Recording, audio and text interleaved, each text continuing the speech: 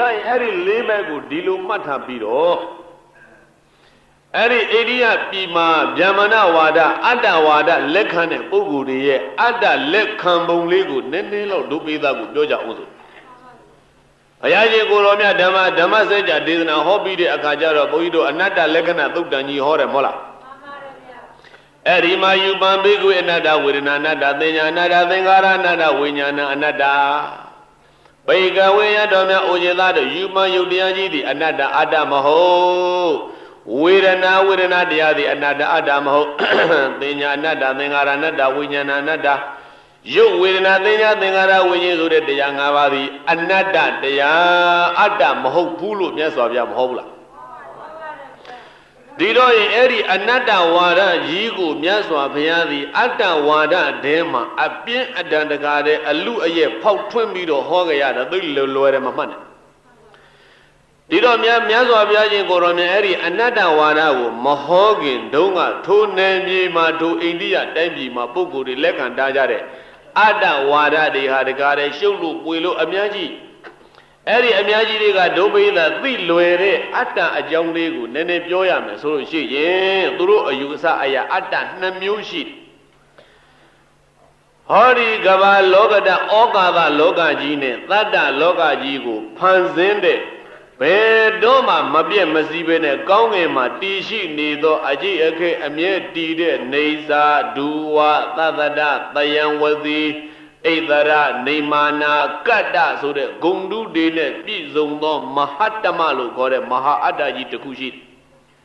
ဒါသူတို့ကျမ်းဂန်စကားအရာပြောဣဒရဆိုတာကကမ္ဘာလောကကြီးဟောဒီဩဃာသလောကနဲ့တတ္တလောကကြီးအကုန်လုံးကိုအစိုးရတယ်တဲ့အဲ့ဒီအတ္တကြီးကမဟာအတ္တမဟာတ္တမလို့ခေါ်တယ်ကမ္ဘာလောကကြီးအစိုးရတဲ့ဣဒရဟောဒီကမ္ဘာလောကရှိတဲ့တတ္တဩဃာသလောက2ပါးကိုဖန်ဆင်းတဲ့နေမာနာတဲ့နေမာတာဆိုတာသူပဲဖန်ဆင်းတာလည်းသူပဲအစိုးရတာလည်းသူပဲဣဒရနေမာနာကတ္တဒီကမ္ဘာလောကကြီးကိုကတ္တလို့ခေါ်တဲ့ပြုပြင်စောင့်ရှောက်နေတာသူပဲဣဒရနေမာနာကတ္တတယံဝတိကမ္ဘာလောကရှိတဲ့တတ္တဝအကုန်လုံးအဲ့ဒီမဟာအတ္တကြီးရဲ့အလိုနဲ့အကုန်လိုက်ရမယ်တယံဝတိကာရကသူပဲပြုလုပ်တာဝေဒကသူပဲခံစားတာဒီတော့ရှင်းရှင်းပြောကြတော့ဆိုလို့ရှိရင်ကမ္ဘာလောကမှာရှိနေတဲ့ရေမြေတောတောင်ပင်လယ်သမုဒ္ဒရာဆိုတဲ့ဟောဒီဩကာသလောကကြီးကိုဖန်ဆင်းသွားတာပြုပြင်သွားတာစောင့်ရှုပ်သွားတာသိကြိတ်ချေလေပြီးတော့သွားတာဘယ်သူတုံးဆိုရင်မဟာအတ္တမဟာတ္တမလို့ဒီလိုဆိုကြဆိုအဲ့ဒီမဟာတ္တမကြီးကဖန်ဆင်းလိုက်တဲ့အခါကျတော့ရေမြေတောတောင်ပင်လယ်သမုဒ္ဒရာဖြစ်လာပြီးတော့ဟောဒီရေမြေတောတောင်ပင်လယ်သမုဒ္ဒရာဒီပေါ်မှာနေကြတဲ့တတ္တဝါတယောက်စီလူတွေအလားတိရစ္ဆာန်တွေတတ္တဝါတကောင်စီအဲ့ဒီတတ္တဝါတကောင်စီကိုဖန်ဆင်းသွားတာဟာလည်းပဲယခုနကမဟာတ္တမဖန်ဆင်းပြီးတော့သူကနေပြီးတော့အတ္တအပွားလေးတွေအများကြီးထည့်ပေးလိုက်တယ်တဲ့အတ္တဘွားလေးတွေအတ္တအငယ်လေးတွေအဲ့ဒီအတ္တငယ်လေးတွေကြတော့ရေးကမဟာမတ္တတော်ဘူးဒုပိသရိုးရိုးအတ္တလို့ဒီလိုပဲခေါ်ဒီတော့မဟာအတ္တနဲ့ရိုးရိုးမဟာမပါတဲ့အတ္တရေလို့အတ္တ2မျိုးဖြစ်သွားပြီမဟုတ်လားတို့တရားနာပရိသတ်ပေါသူတော်ကောင်းတို့ဟောဒီသတ္တဝါတယောက်စီရဲ့ကိုယ်ထဲမှာခုနကမဟာတ္တမလို့ခေါ်တဲ့ဖန်ဆင်းရှင်ကြီးကနေထည့်သွင်းပေးတဲ့အတ္တကလေးတွေတကောင်စီလူတိုင်းမှာအကုန်ရှိအဲ့ဒီအတ္တလေးတွေကိုဘယ်ကနေထည့်ပေးထားသလဲဆိုလို့ရှိရင်ငယ်တိတ်အလေတဲ့ထဲမှာအပေါက်ရှိတယ်တဲ့ဒုပိသကြီးအဲ့ဒါကိုဗျမရန္တလို့ခေါ်တယ်တဲ့ဒါသူတို့သက္ကရာကျမ်းကဆိုတာပြောပါတယ်ဗျမရန္တတဲ့ဗျမရန္တဆိုတာဘာလဲဆိုလို့ရှိရင်ဗျမပြည်ကိုသွားတဲ့အပေါက်ဗျမပြည်ကနေပြီးတော့အတ္တလေးဝင်လာတဲ့အပေါက်တဲ့အဲ့ဒါဗျမရန္တလို့ခေါ်တဲ့အပေါက်ကလေးငယ်တိတ်မှာရှိအဲ့ဒီအပေါက်ကလေးကနေငယ်ရိအလေတဲ့ကြီးတဲ့အပေါက်ကလေးကနေခုနကမဟာတ္တမလို့ခေါ်တဲ့မဟာအတ္တကြီးရှင်းရှင်းပြောရင်ဗျမကြီးကိုပဲသူတို့မဟာအတ္တခေါ်တာပါအဲ့ဒီဗျမကြီးလို့ခေါ်တဲ့မဟာအတ္တကြီးကနေကောင်းကင်ကနေအတ္တလေးကိုငယ်ရိအပေါက်ကလေးကနေမှုတ်ပြီးတော့သွင်းလိုက်တာတို့တရားနာပရိသတ်ရဟောဒီရင်ချိုင်းတဲ့ကနှလုံးအိမ်တဲ့ကိုမှခုနကအတ္တအငယ်သားလေးတွေကတယောက်တစ်ခုစီရောက်လာတယ်ဒါဖြင့်အဲ့ဒီအတ္တလေးမိခိုးဖို့ရန်ရှေးဥစွာဘာလို့ပေးထားရလဲဆိုလို့ရှိရင်မဟာအတ္တကြီးကနေပြီးတော့ အလားအနုကဝါဒဒွိအနုကဝါဒတိအနုကဝါဒဆိုတဲ့အဲ့ဒီမှာအနုဝါဒဆိုပြီးတော့ရှိသေးအဲ့ဒါတွေကသိရှုပ်ထွေးတဲ့ဝါဒတွေရုပ်ကလေးတွေကိုတစ်ခုစီအဲ့ဒီမှာပေါင်းစပြီးတော့အနုမြူလေးနှစ်ခုပေါင်းရင်တစ်ခုနဲ့တစ်ခုပေါင်းနှစ်ခုပြည့်နှစ်ခုနဲ့နှစ်ခုပေါင်းလေးခုပြည့်အဲ့လိုအနုမြူလေးတွေတစ်ခုစီပေါင်းပြီးတော့အဲ့ဒါရုပ်ကလေးတွေတိဆောက်ထားလိုက်တာတတ္တဝါရဲ့ခန္ဓာကိုယ်ကြီးဖြစ်လာဘုန်းကြီးတို့ပါဠိတော်ထဲတော့ဗာပြောလဲပဋ္ဌမံကလလံဟောတိအဘုဒံဇာတိပေတိဆိုတဲ့ပါဠိတော်အတိုင်းပေါ့တတ္တဝါတယောက်စတင်ပဋိသန္ဓေနေရင်ရုပ်တွေဘယ်ကစလဲကလလရည်ကြီးကစအဲဒီကလလရည်ကြီးမှာအကာယဓာတကဘာဝဓာတကဝတ္ထုဓာတကဆိုတဲ့အဲဒီမှာဓာတက3လီရုပ်ပေါင်း30မှီတွဲပြီးတော့ဖြစ်လိုက်ပြီဆိုရင်အဲဒီရုပ်တရားကိုပฏิသန္ဓေစိတ်လို့ခေါ်တဲ့ဝိညာဉ်လေးလာပြီးတော့ဒီနေရာမှာမှီ၍တွေ့၍ဖြစ်တယ်ဗုဒ္ဓအဘိဓမ္မာနိပฏิသန္ဓေတိဘုံကဒီလိုမိခေယဝါကောင်းထဲမှာ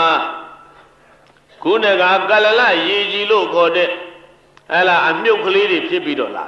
ကလလရေကြီးဆိုတဲ့ခုနကသုတ်သွေးအကြည်ဓာတ်ကလေးတွေတီးလာပြီးတော့အဲ့ဒီကလလရေကြီးလို့ခေါ်တဲ့ရုပ်ကလေးမှာကာယဓာတကဘာဝဓာတကဝတ္ထုဓာတကလို့ခေါ်တဲ့ရုပ်ပေါင်း30အဲ့ဒီမှာဖြစ်လေပြီးရောပฏิသန္ဓေစိတ်ပြီးအဲ့ဒီမှာဥပပြီးတော့မှီတွယ်သွားတယ်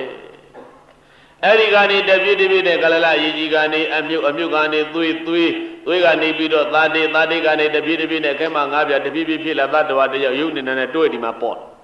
ဗုဒ္ဓဗိဓမ္မာနိအကျမ်းမြစ်ဒီလိုမှတ်တာယခုတကအတ္တဝါဒသမကြတော့အဲ့ဒီကလလရေကြီးတွေဘာတွေမပြောတော့ဘူးရုပ်အနုမြူလေးတွေတစ်ခုနဲ့တစ်ခုပေါင်းစပ်ပြီးတော့အဲ့ဒီမှာတီးနေလိုက်တဲ့ရုပ်အခဲလေးအဆိုင်လေးဖြစ်တယ်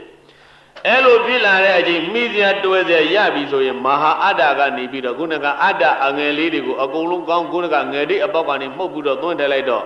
အဲ့ဒီမှာတီးနေတဲ့ရုပ်ကလေးတွေအနုမြူလေးတွေပေါင်းစပ်တီးနေတဲ့ရုပ်ကလေးတွေမှာအတ္တလေးသွားပြီးတော့တွဲနေတယ်အဲ့ဒီအတ္တလေးဟာဝက်လက်ပြီးတော့တခါတည်းကြီးပြီးတော့အယောင်တလက်ထွက်နေဘုန်းကြီးတို့အနေနဲ့ဆိုလို့ရှိရင်တော့ဟာရယဝတ္ထုလို့ခေါ်တဲ့နှလုံးအိမ်မှာနှလုံးသားမှာမနောဓမနောဝိညာဏဓာတ်လို့ခေါ်တဲ့စိတ်တွေစရသိတ်တွေမှီတွယ်နေတယ်ဆိုတာအဘိဓမ္မာကျမ်းတော့ဘုန်းကြီးတို့ဗုဒ္ဓအဘိဓမ္မာတော့ရှိတယ်အဲ့ဒါသူတို့ရဲ့အတ္တကျမ်းတွေကတော့ဘယ်နဲ့ပြောလဲခုနကပြောတဲ့အနုမြူလေးတွေပေါင်းစပ်တတ်တဲ့ရုပ်အစုအပေါင်းမှာအတ္တလေးလာမှီတွယ်တယ်သူအတ္တဘသူထည့်ပေးတာလဲဆိုမဟာအတ္တကထည့်ပေးလိုက်တာဘုန်းကြီးတို့ကတော့ဟောဒီပဋိသန္ဓေစိတ်ကလေးကိုဘသူကပို့ပေးလိုက်တာလဲဆိုလို့ရှိရင်အဝိဇ္ဇာတဏ္ဍကံဆိုတဲ့အကြောင်းတရားတွေကပို့ပေးလိုက်တာအဲဒီလိုခြားနာမှုတွေရှိတယ်သူတို့ကဒါတွေမပြောတော့ဘူးဒီတော့ရင်အဝိဇ္ဇာတဏ္ဍကံတွေကိုပယ်ထားလိုက်တယ်ဆိုလို့ရှိရင်ဘုန်းကြီးတို့ပြိဿစဉ်းစားပြီးတော့ကြည့်မိစ္ဆာဒိဋ္ဌိကြီးဟာဘလောက်ဝင်နေလဲဆိုလို့ချင်းအကြောင်းပယ်အာဟိတုကဒိဋ္ဌိဖြစ်နေပြီအဲ့ဒီအဝိဇ္ဇာတဏ္ဍကံအကြောင်းကင်းနေတဲ့ခန္ဓာတွေဖြစ်လာတယ်ဆိုလို့ချင်းအာဟိတုကဒိဋ္ဌိခန္ဓာယုတ်ဝေဒနာသင်ညာသင်္ခါရဝိညာဉ်ဆိုတဲ့ခန္ဓာ၅ပါးအကျိုးဒုက္ခသစ္စာတရားကိုလက်မခံမှုနတ္ထိကဒိဋ္ဌိဖြစ်သွားတယ်အဲ့ဒီတော့ကုသိုလ်အကုသိုလ်မရှိတော့ဘူးမြမကြီးခုနကအတ္တကြီးဖန်ဆင်းပေးတဲ့အတိုင်းပဲဖြစ်ရတယ်ဆိုတော့ဘာလဲကုသိုလ်အကုသိုလ်မလိုဘူးပေါ့ဗျာအကရိယဒိဋ္ဌိအကုန်ဝင်သွားတယ်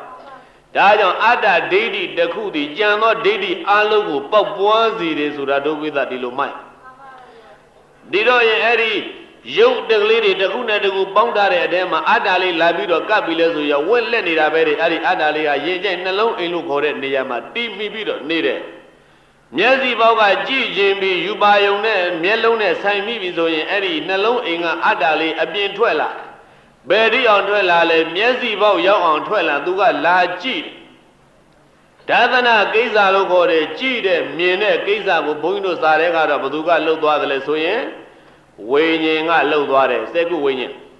စက္ကုပဒါရမိဖြစ်တဲ့စက္ကုဝိညာဉ်သည်ယူပါယုံကိုမြင်သောဒါသနာကိစ္စကိုလှုပ်ဤဘုန်းကြီးတို့ပြီးဒီမှာအတ္တဝါဒအယမြင်တယ်ဆိုတဲ့ဒါသနာကိစ္စကိုယခုနကမဟာအတ္တကြီးထည့်ပေးတာတဲ့အတ္တလိပ်ပြဝိညာဉ်ကောင်လေးကထွက်ကြည့်တာဝိညာဉ်ရဲ့ကိစ္စသည်အတ္တကိစ္စဖြစ်သွားတဲ့ဝိညာဉ်မလာတော့ဘူးဒါဖြင့်အဲ့ဒီယူပါယုံရဲ့အယတာဘသူကခံစားသလဲဗုဒ္ဓအဘိဓမ္မာနီးအယဒုပယိသဘယ်နဲ့ပြောကြမလဲ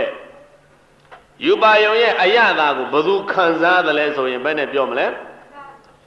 ဗုဒ္ဓအဘိဓမ္မာနီးအယဆိုလို့ရှိရင်ဘသူကခံစားတတ်သလဲ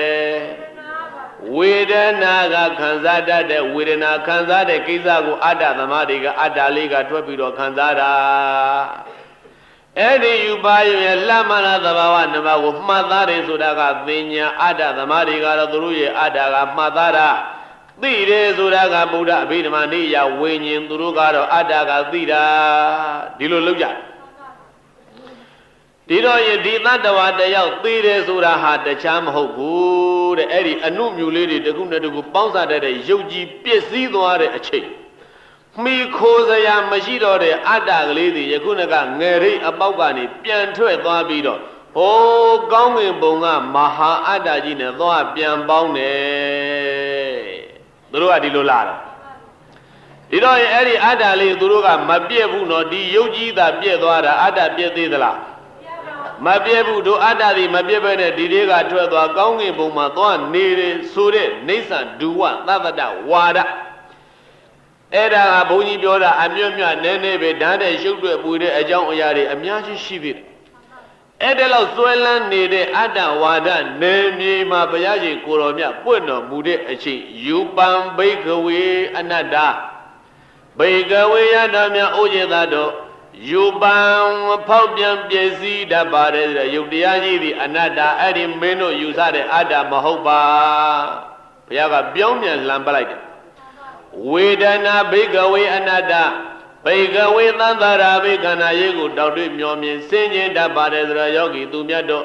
ဝေဒနာခံစားတယ်ဆိုတာအနတ္တအတ္တကခံစားတာမဟုတ်ဘူးသင်ညာမှတ်သားတယ်ဆိုတဲ့သင်ညာတွေအနတ္တအတ္တမဟုတ်ဘူးသင်္ကာရစေတနာကောင်းဆောင်တဲ့စေတသိက်50တို့သည်အနတ္တအတ္တမဟုတ်ဘူးဝိညာဏံသိတယ်ဆိုတဲ့ဝိညာဉ်သည်အနတ္တအတ္တမဟုတ်ပါဘူးဒီတော့အနတ္တနဲ့အတ္တမူရင်းကတော့အဲ့ဒီကလာတာနော်ဒုပရိသဒီတော့သူတို့နေမြေမှာရှိနေတဲ့အတ္တကိုဘုရားကအကုန်မြောင်းမြန်လှန်လိုက်တယ်မင်းတို့ပြောနေတဲ့အတ္တဟာမဟုတ်ဘူးဟာမှတ်တယ်ဆိုတာအတ္တကမှတ်တာမဟုတ်ဘူးဘသူကမှတ်တယ်လဲသင်ညာခံစားတာအတ္တကမဟုတ်ဘူးဘသူကခံစားသိနေတာကဘသူလဲအတ္တကသိတတ်သလားအတ္တသည်ရှိကိုမရှိဘူးဘသူကသိနေလဲဝိညာဉ်ကသိတိုက်တွန်းနှိုးဆော်တယ်ဆိုတဲ့အလုတ်ကိစ္စပြုပြင်စောင့်ရှောက်တယ်ဆိုတဲ့အလုတ်ကိစ္စစေတနာကောင်းဆောင်တဲ့သင်္ခါရကလှုပ်တာအတ္တကလှုပ်သလားသင်္ခါရကလှုပ်တာအတ္တမလှုပ်ဘူးအဲ့ဒါယခုနကအတ္တဝါဒသမားတွေကအတ္တကြီးပဲဒီတော်ရင်တော်တရားနာပရိသတ်သောတော်ကောင်းတို့ယူပန်ယုတ်တရားကြီးကိုအတ္တတော်အတ္တပဲလို့သမနုပါတိသုံးပါ၏ဝေဒနာယူပဝန္တဝအတ္တနံသမနုပါတိအတ္တနံအတ္တကလေးကိုယူပဝန္တယုတ်နဲ့ရှင်တွဲနေတယ်လို့သမနုပါတိသုံးပါ၏အတ္တနိအတ္တရေနဲ့ယူပန်ယုတ်ကမှီ၍နေရပါတယ်လို့သမနုပါတိသုံးပါ၏ယူပသမိန်ယုတ်တရားရေနဲ့အတ္တနံအတ္တကမှီ၍နေရပါတယ်လို့သမနုပါတိသုံးပါ၏အာဟုသောဝိသကောငါခြင်းတရားကကြီးဝိသကယူပက်ခန္တီယူပက်ခန္ဓာနဲ့ဧဝံဤသို့သက္ကာယဒိဋ္ဌိအတ္တပဲလို့ယူဆွဲထားတဲ့သက္ကာယဒိဋ္ဌိသည်ဟောဒီဖြစ်၏ယူပက်ခန္ဓာနဲ့ပတ်သက်ပြီးတော့သက္ကာယဒိဋ္ဌိဖြစ်တယ်ဆိုတာအဲ့ဒီလို၄မျိုးရတယ်ဒီတော့ရင်ယောကိုအတ္တလို့ယူခြင်းသည်သက္ကာယဒိဋ္ဌိယုတ်နဲ့အတ္တနဲ့ရှင်တွဲနေတယ်လို့ယူခြင်းသည်သက္ကာယဒိဋ္ဌိအတ္တထဲမှာယုတ်မိတယ်ယုတ်နဲ့အတ္တကမိတယ်လို့ယူခြင်းသည်သက္ကာယဒိဋ္ဌိသက္ကာယဆိုသည်ကတကယ်ထင်ရှားရှိသောယုတ်ဝေဒနာသင်ညာသင်္ခါရဝိညာဉ်တကယ်ထင်ရှားရှိတာကဒုပရိသခန္ဓာ၅ပါးဒီလိုမဟုတ်လားထင်ရှားတကယ်ရှိနေသည်ကပါတယ်လေခန္ဓာ၅ပါးတကယ်တင်ရှားရှိတဲ့ခန္ဓာ၅ပါးရဲ့အပေါ်မှာအတ္တဆိုသည်ကဒုပရိသတင်ရှားရှိရဲ့လားတကယ်တင်ရှားရှိနေတဲ့သက္ကာယဘောမှာမရှိတဲ့အတ္တကိုတင်ပြီးတော့ယူတဲ့ဒိဋ္ဌိသည်ဗာဒိဋ္ဌိခေါ်မလဲသက္ကာယဒိဋ္ဌိယုတ်တရားနဲ့ပတ်သက်ပြီးတော့သက္ကာယဒိဋ္ဌိဖြစ်ပုံသည်အဲ့ဒီလို၄မျိုးဆိုတာဒုပရိသမှတ်ပြီးတော့ဒါဒီကနေ့10နာရီထိုးပြီးဒုပရိသရေတရားသိမ်းအောင်မှဖြစ်မယ်နော်ကြံတဲ့အပိုင်မနေ့ပင်ကညကြမှာဆက်မနေ့ပင်ကညကြမပြီးရင်လည်းရှိတဲ့တရားပွဲဆက်ပေါ်ပြဘယ်တတ်နိုင်မလဲနော်ကဲဒီကနေ့ညသိမ်းကြရအောင် Sula Vedala Thodan Dayado Tatiya Apai Sula Vedala Thodan Bali Roji Digani Nyaso Tatiya Apai Lo Thonji Myok Phit Thwa Bi Thonji Myok Phit Thwaတော့ မနေ့တုန်းက ဘယ်နေရာရောက်သွားပလဲဆိုရင် Kadambana eyi thekaya didi hodi eyi o ajima dhamadina thekaya didi hudi kadambana avedolin hodi phibadani thekaya didi sura beni be bong phibadale sura ko mitta muzama shima dhamadina ilo mire kama dhamadina khode sara pinya Badi Dhamida Bada Sala Vinya Bada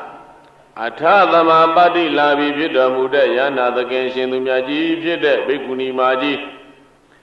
Tamarina Yahanda Majiga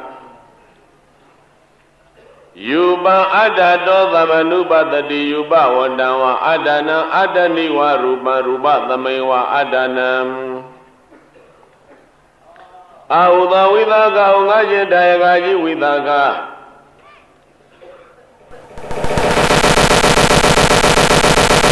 Ida I Bayadana Domyane Wa Ida Ilokana Igiza Judo Adu Dawariya Bugudu Yakanda Arana Dadiza Baramata Daya Sisiri the Yusura Baramata Diadu Yazagadan Ujabunawa Majido Ariya Nariya Bugwa Bondo Gole Adata We Le Ude Bumien Yene Zeta Mashida Ariya Dameriya Bugudo Yadayanai Ago we do Jwajin Limajin Ale Mashida Ariya Damadariya Bugudo Ideabi Tuwini Da Gonzwa Zoma Adi Mashida Tamburi Dana Dura Gondo Golebe Adata We Le Odin Bumili Mishida Tapuritana Dura Gondo Ye Diago Leve Tapuritana Dura Gondo Ye Daman Diago Adu Dawaja Bunawa Ali Mishida Tapurita Dami Dura Gondo Diane Agawida Jwanjin Limajin Ali Mishida Tapurita Dami Dura Gondo Diabin Awida Gonzwa Soma Adi Mishida Budozano Anda Bala Logode Paramada Nyan Amyan Kandide Anda Bala Buduzin Tadawadi Yuba Yudiago Adado Adavelo Tamanu Padri Thonda I Yusai Yuba Wandawa Adana Tamanu Padadi Adana Adago Yuba Wana Yoshi Nireloa Yuna Shindwe Nirelo Tamanu Padri Thonda I Adani wa Adane Muli Yuba Yuga Miwe Niabadelo Tamanu Padri Thonda I Yuba Tamay Yudene Adana Adaga Miwe Niabadelo Tamanu Padri Thonda I Vedana Adado Tamanu Padri Vedana Wadawa Adana Adani wa Vedana Yawa Adana Auda Vidaka Ungaji Dagaji Vidaka Dadi lo dudu suge bide the moshi be the adu dawa riya bugudu ya baramada dadi zaga jabu nawa majido Budu zeno anda bala logo de budu zen agandi Vedana go adado adabelo tamanu Padri Thonda I Adana adago Vedana wanda Vedana ne shinwe nidelo dweyu nidelo tamanu Padri Thonda I Adani wa Adane Muli Vedana Miya Badelo Tamanu Padri Thonda I Vedana Yawa Vedana Nai Muli Adana Adaga Miya Badelo Tamanu Padri Thonda I Vedana Khandane Padelo Leje Thinya Adado Tamanu Padadi Thinya Kanalo Gode Madade Thinya Siddhateko Adado Adavelo Tamanu Padri Thonda I Wa Madde Sura Adaga Maddelo Tamanu Padri Thonda I Thinya Wandawa Adana Tamanu Padadi အာဒနာအတ္တကိုသင်ညာဝတ္တသင်ညာရှိနေတယ်လို့ဝါသင်ညာနဲ့ရှင်တွဲနေတယ်လို့သမဏုပတ္တိသုံးသာဤအာတနိဝါသင်ညာသမဏုပတ္တိအာတနိဝါအတ္တ၌မူလီသင်ညာသင်ညာကိုဝါသင်ညာကမြည်၍နေရပါတယ်လို့သမဏုပတ္တိသုံးသာဤသင်ညာယဝသင်ညာ၌မူလီအတ္တနံအတ္တကမြည်ရပါတယ်လို့သမဏုပတ္တိသုံးသာဤသင်ညက်ခန္ဓာနဲ့ပတ်သက်လို့၄ချက်သင်္ကာရိအတ္တသင်္ကာရိအတ္တတောသမဏုပတ္တိသင်္ကာရဝတ္တဝါအတ္တနံသမဏုပတ္တိအတ္တနိဝါသင်္ကာရိသမဏုပတ္တိသင်္ကာရိသူဝါအတ္တနံသမဏုပတ္တိအာဟုသောဝိသကာဩငါရှင်တေကကြီးဝိသကာဘုဒ္ဓဇံသောအန္တပါဠလို့ခေါ်တဲ့အတုတဝါဘုဒ္ဓဇင်ပုဂ္ဂိုလ်သည်သင်္ခါရေသင်္ခါရတရားတို့ကိုလည်းပဲသင်္ခါရေပညာဝေဒနာမှကျွင့်ကြံ၍နေတဲ့စေတနာကောင်းဆောင်တဲ့သင်္ခါရခန္ဓာတရားအစုကိုလည်းပဲအတ္တတောအတ္တပါပဲလို့သမဏုပါတိသုံးသာဤအတ္တနာအတ္တကိုသင်္ခါရဝန္တံသင်္ခါရရှိ၍နေတယ်လို့သမဏုပါတိသုံးသာဤအတ္တနိဝါအတ္တ၌မူလီသင်္ခါရံသင်္ခါရကမှီရတယ်လို့သမဏုပတိသုံးသာဤသင်္ခါရေသူဝါသင်္ခါရတရားတို့၌မူလီအတ္တနံအတ္တကမှီရပါတယ်လို့သမဏုပတိသုံးသာဤသင်္ခါရခန္ဓာနဲ့ပတ်သက်လို့၄ချက်ဝိညာဏအတ္တတောသမဏုပတိဝိညာဏဝန္တဝါအတ္တနံအတ္တနိဝါဝိညာဏဝိညာဏသမိဝါအတ္တနံအာဟုသောဝိသကာဩငါရှင်တေကကြီးဝိသကာဣဒဤလောက၌ဧကိသောကျိုးသောအတုတဝါရိယတို့ရဲ့ပရမတ္တစကားကြာဘူးနာဝမရှိသောဘုဒ္ဓဇံသောအန္တပါဠဆိုတဲ့ဘုဒ္ဓဇင်ပုဂ္ဂိုလ်သည်ဝိညာဏသိတတ်တဲ့ဝိဇာဏလက္ခဏာရှိတဲ့ဝိညာဉ်ကိုအတ္တတော်အတ္တပါပဲလို့ဝါသိတယ်ဆိုတာအတ္တကသိတယ်လို့သမဏုပတိသုံးသပ်ပြန်တယ်ဝိညာဏဝတ္တဝအတ္တနံအတ္တနံအတ္တကိုဝိညာဏဝနာဝိညာဉ်ရှိနေတယ်လို့ဝါဝိညာဉ်နဲ့ရှင်တွဲနေတယ်လို့ဝိညာဉ်ကတစ်ခုအတ္တကတစ်ခုဣတိဧသောသမဏုပါတိသုံးသပြန်ဤအတ္တနိဝါအတ္တ၌မူလီဝိညာဏဝနာအတ္တနိဝါအတ္တ၌မူလီဝိညာဏဝိညာဉ်ကမှီရပါတယ်လို့သမဏုပါတိသုံးသဤအတ္တကမှီရနေတယဝိညာဉ်ကနေတိတနောက်ပြောင်းပြန်ဝိညာဏသမိဝဝိညာဉ်၌မူလီအတ္တနာအတ္တကမြည်၍နေရပါတယ်လို့သမဏုပါတိသုံးသပြန်ဤသတုဒ္ဓအချက်ကြတော့ဝိညာဉ်ကနေတယအတ္တကနေတိတဒီလိုဖြစ်သွားပြန်တယ်ဣတိဤသောသမဏုပါတိသုံးသာဤဣတိဤသောအာဟုသောဝိသကာငါရှင်တေကကြီးဝိသကာဣတိကောဤသောလေသက်ကာယဒိဋ္ဌိသက်ကာယဒိဋ္ဌိဆိုတာဟောတိဖြစ်၏ဣတိဤသောဓမ္မဒိဏဓမ္မဒိဏအမြည်ရတဲ့ဝါတရားကိုပိဋကလှူတတ်တဲ့အတွက်ကြောင့်ဓမ္မဒိဏအမြည်ရပြီသောဘေကုဏီပဋိသမိတာပတ္တသလပညာပတ္တအထသရပတ္တိလာပြီးဖြစ်တော်မူတဲ့ယန္တာရှင်မြတ်ကြီးသည်ယဟန္တာဘေကုဏီမကြီးသည်ဝိသကသဝိသကအမြည်ရှိတဲ့ဥပါဒကသတရားကကြီးဤဥပါဒကသတရားကြီးဤတတ္တမံခုနှစ်ခုမြောက်ပြသောပညာပြဿနာကိုဗျာကတိကရုဏာရှိတာမေတ္တာအပြင်ဖြေကြတော်မူလိုက်ပါပေသတည်း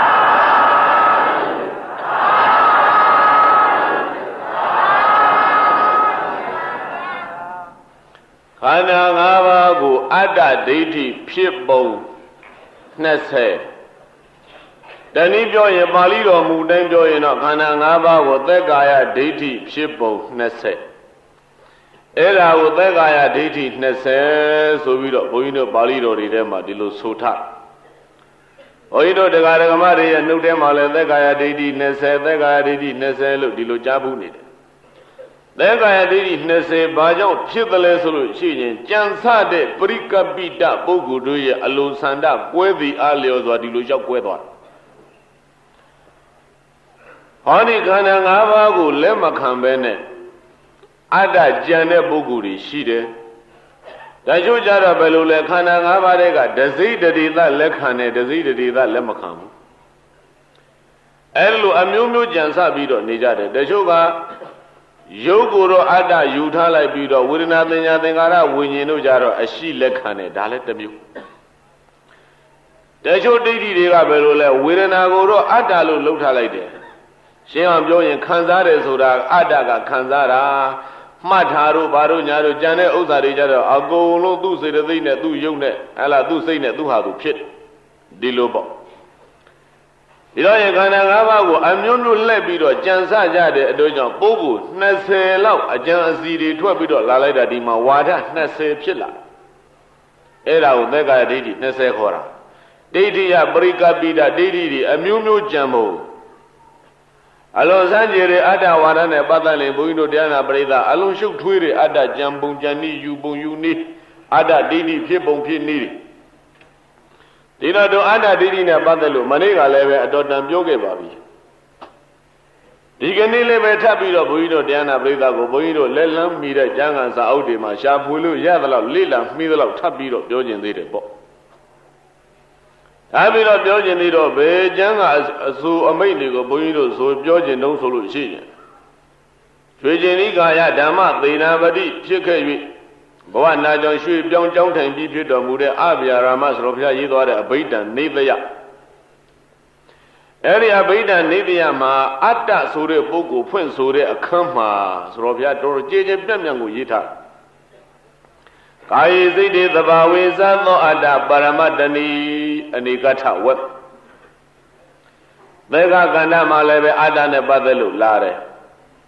အဲ့ဒီအဘိဓမ္အနေကထဝတ်နဲ့သေကကန္ဓလို့ခေါ်တဲ့အပိုင်းနှစ်ပိုင်းကိုဆက်ဆက်ပြီးတော့ကြည့်လိုက်လို့ရှိရင်အဲ့ဒီမှာအတ္တနှစ်မျိုးကိုတင်တင်ရှားရှားဆိုတော့ဘုရားဖွင့်ဆိုပြီးတော့ပြဒိဋ္ဌိတွေကြံစထားတဲ့အိန္ဒိယနယ်မြေမှာဗုဒ္ဓမပွင့်ခင်ကစွဲနေတဲ့အတ္တဝါဒကြီးအတ္တဒိဋ္ဌိကြီးအဲ့ဒီအတ္တဒိဋ္ဌိယူပုံယူနည်းတွေကိုကြည်ကြည်ပြန့်ပြန့်ပြထားတော့အဲ့ဒီထဲကနေကောက်ထုတ်ချက်ကလေးဒီကနေ့ထပ်ပြီးတော့ဒုပိသကိုနည်းနည်းပြောအောင်မနေ့ကပြောခဲ့တယ်ဟိုကောင်းငင်ပုံမှာနိစ္စထာဝရမပြတ်မစီအကြိတ်အခဲအမြဲတည်နေတဲ့အတ္တတစ်ခုရှိအဲ့ဒီအတ္တကြီးကိုမဟာအတ္တဒီလိုပြောခဲ့သူ့ကိုနာမည်တစ်မျိုးထပ်ပြီးတော့ဟလာကျမ်းဂန်များမှာဘယ်လိုပြထားပြန်လဲဆိုလို့ရှိရင်အဲ့ဒါကိုပရမအတ္တလို့ဒီလိုခေါ်တယ်ဒုပယိတကြီးဘာအတ္တလဲလဲပရမအတ္တအဲ့ဒီပရမအတ္တကိုဇဂကျင်းအောင်ယုံလိုက်မယ်ဆိုလို့ရှိရင်ပရမတ္တလို့ဒီလိုအဓိပ္ပာယ်ရတယ်ပရမအတ္တဟူ၍၎င်းပရမတ္တဟူ၍၎င်းမဟာအတ္တဟူ၍၎င်းအတူတူပဲအဲ့ဒီပရမအတ္တကြီးသည်ကောင်းကင်ကြီးတစ်ခုလုံးကိုလည်းအစိုးရတယ်ဟောဒီဩကာသလောကကြီးတစ်ခုလုံးကိုလည်းအစိုးရတယ်တတ္တလောကအကုန်လုံးကိုလည်းအစိုးရသောကြောင့်သူ့ကိုဂုံတုတစ်ခုတတ်ထဲလိုက်တော့ဣသရာဘာလဲတော့ဒုပယိတဣသရာဘုန်းကြီးတို့ပါဠိစကားသံနဲ့ဆိုတော့ဣသရာဘဂရစကားသံနဲ့ပြောရင်အဲ့ဒါကိုဣရှရလို့ဒီလိုခေါ်တယ်သူတို့စကားသံကတော့တစ်မျိုးလားအဲ့ဒီဣရှရဆိုတဲ့ပုဂ္ဂိုလ်ကြီးဣသရဆိုတဲ့အတ္တကြီး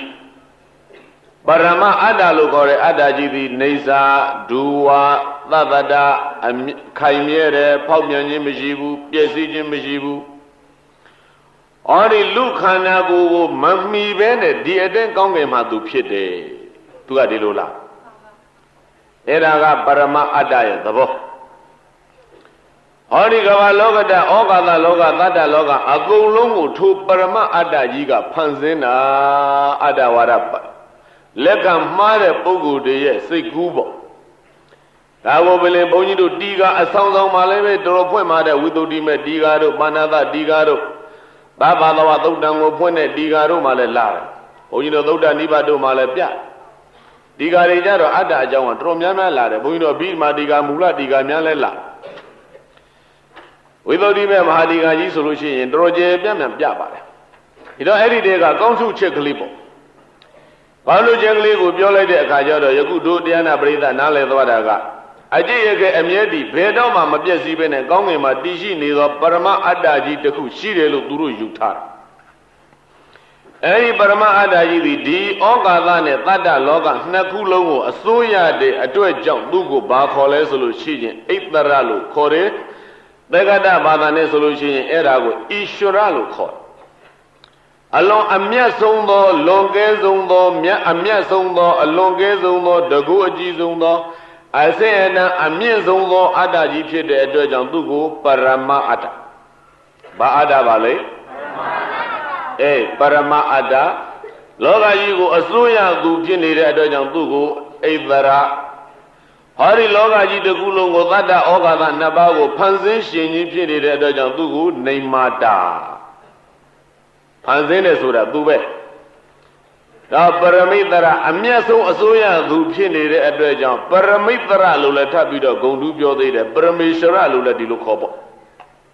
ဒီလိုလားဒီတော့ရင်အဲ့ဒါဟိန္ဒိဘာသာမှာတော့သူ့ကိုဘာပြောလဲဆိုလို့ရှိရင်ဟိန္ဒိဘာသာမှာတော့ပရမတ္တမလို့သူကဒီလိုခေါ်တယ်ပရမတ္တမတဲ့ဟိန္ဒိဘာသာမှာသက္ကရဘာသာကတော့ပရမေရှဝရသို့မဟုတ်ပရမအတ္တဟိန္ဒိဘာသာကပရမတ္တမဒီလိုလားနောက်ပြီးတော့ကြည့်တယ်သူ့ဘာသာအမျိုးမျိုးနဲ့ခေါ်ကြတယ်ပါရှင်းဘာသာမှာတော့သူ့ကိုခိုဒါလို့ဒီလိုခေါ်တယ်တဲ့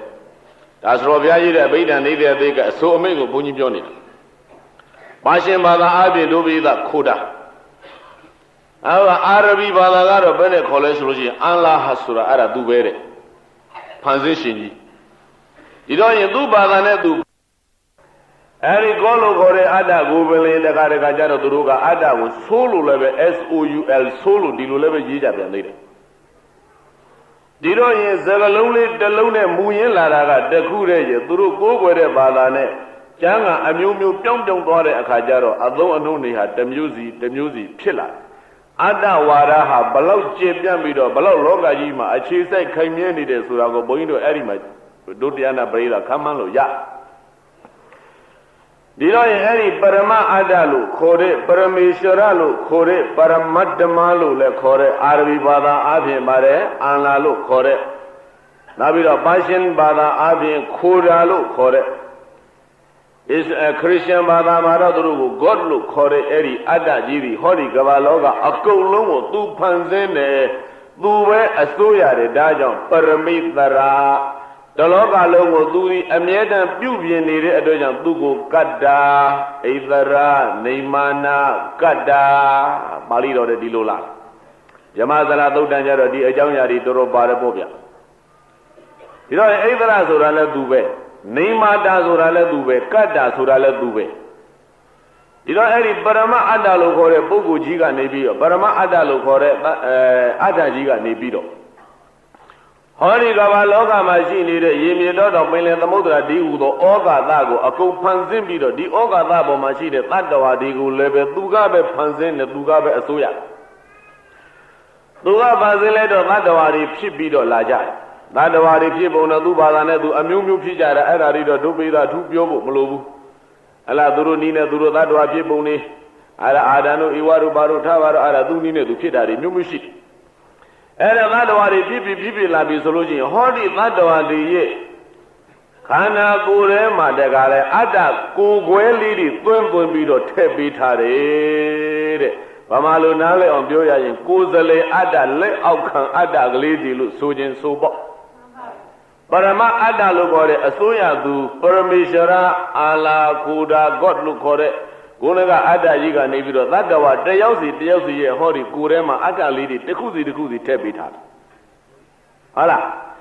အတ္တလေးတွေတစ်ခုစီထည့်ပေးထားတယ်အဲ့ဒီအတ္တလေးတွေဘယ်ကဝင်လာသလဲဆိုလို့ရှိရင်ဒုတိယနာပရိသတ်ကိုမနေ့ကပြောခဲ့ပြီးပြီဒုတိယနာပရိသတ်ရဲ့ငယ်တိတ်တဲ့တယ်မှာဗျမရန္ဒလို့ခေါ်တဲ့အပေါက်ကလေးရှိတယ်တဲ့အဲ့ဒီအပေါက်ကလေးကနေပြီးတော့ဝင်လာတာဘယ်သူသွင်းပေးလိုက်ထားတယ်လဲကောင်းကင်မှာရှိနေတဲ့ပရမအတ္တကနေသွင်းပေးလိုက်တဲ့အတွက်ကြောင့်ဒုတိယနာပရိသတ်ရဲ့ခန္ဓာကိုယ်ထဲမှာအတ္တကလေးတွေရောက်နေကြတယ်ဟိုကောင်းကင်ဘုံမှာရှိနေတဲ့အတ္တကြီးကလည်းမပြည့်စည်သောနေဆာထိုအတ္တကနေခွဲပြီးတော့လွတ်လိုက်တဲ့အတွက်ကြောင့်ဒုတိယနာပရိသတ်ရဲ့ကိုယ်ထဲကိုရောက်လာတဲ့အတ္တကလည်းပဲဘယ်တော့မှမပြည့်စည်အကျိတ်ခဲအမြဲတည်တဲ့အတ္တဒီလိုဒီတော့ရင်ကောင်းကင်ဘုံရှင်ဖြစ်နေတဲ့ခုနကအတ္တကြီးသည် သူ့ကိုယ်စလဲဖြစ်နေလွတ်ပေးလိုက်တဲ့အတ္တကလေးတွေဒုတိယနာပိဿကိုယ်ရဲ့ရောက်လာရင်ဒီကိုယ်ရဲ့ရှိတဲ့အတ္တလေးတွေကိုဟိုကောင်းငင်ကပရမအတ္တကြီးကအကုန်ပိုင်နေသူ့အလိုတိုင်းအကုန်ပြည့်စေရမယ်ဒါကြောင့်မို့လို့တယံဝတိသူ့အလိုတိုင်းသာလင်ဒုတိယနာပိဿရဲ့အတ္တကလိုက်ရတယ်ဒီလိုလားပြန်တယ်ဒါပြင်အဲ့ဒီအတ္တဂရိကနေဝင်လာဘယ်နေရာမှာနေတုံးဆိုလို့ရှိရင်ဒုတိယနာပိဿရဲ့ရင်ကျိုင်းအလယ်တဲ့တွေမှာရှိနေတဲ့နှလုံးနော်ဘုန်းကြီးတို့ပိဋကနီးနေဆိုလို့ရှိရင်တော့ဟရယံဆင်းရဲပဒုံကြောပြင်းပုံတို့ကြာငုံအောက်ရှူဉဏ်ရှိသူဝဲစဉ်ငယ်ပွင့်တုံနှလုံးသားရဲ့သဘာဝဘုန်းကြီးတို့ပိဋကမှာလာတဲ့အကြောင်းအရာနှလုံးအိမ်ရဲ့သဘောကိုဘုန်းကြီးတို့ပိဋကလာတဲ့အကြောင်းအရာကိုနည်းနည်းအာရုံပြုကြည့်လိုက်စမ်းဟရယံဆင်းရဲပဒုံကြောပြင်းပုံဒီနှလုံးရဲ့အယောင်သည်ဘဒုံမှာကြာရွဲ့ကြာရွဲ့ဤကြောဘဲကအယောင်မျိုးနိညိုရောင်ရှိတယ်နိညိုရင့်ရောင်ဒါရောဇေဝဘဒုံကြောပြင်းပုံဒီကြာကုန်အောက်ရှူဉဏ်ရှိသူဝဲစင်းငယ်ပွင့်တော်ပုံသဏ္ဍာန်ကဘယ်လိုတုံးဆိုလို့ချင်းကြာဘူးကြာငုံလေးကိုဇောက်ထိုးလေးချထားသလိုပုံသဏ္ဍာန်ရောအယောင်သူရောဒီလိုမှတ်လိုက်ဒါအကျမ်းဖြင့်ပေါ့ဇင်းငယ်ပွင့်တုံဉဏ်ရှိသူဝဲဇင်းငယ်ပွင့်တုံဉာဏ်ကြီးတဲ့ပုဂ္ဂိုလ်တို့ရဲ့အဲ့ဒီနှလုံးဟာဇင်းငယ်ပွင့်ပြီးတော့နေတဲ့အဖျားကစုငုံမန္တဉာဏ်တိုင်းတဲ့ပုဂ္ဂိုလ်ရဲ့နှလုံးကဘယ်နဲ့ဖြစ်နေလဲငုံနေတယ်ပိတ်နေတယ်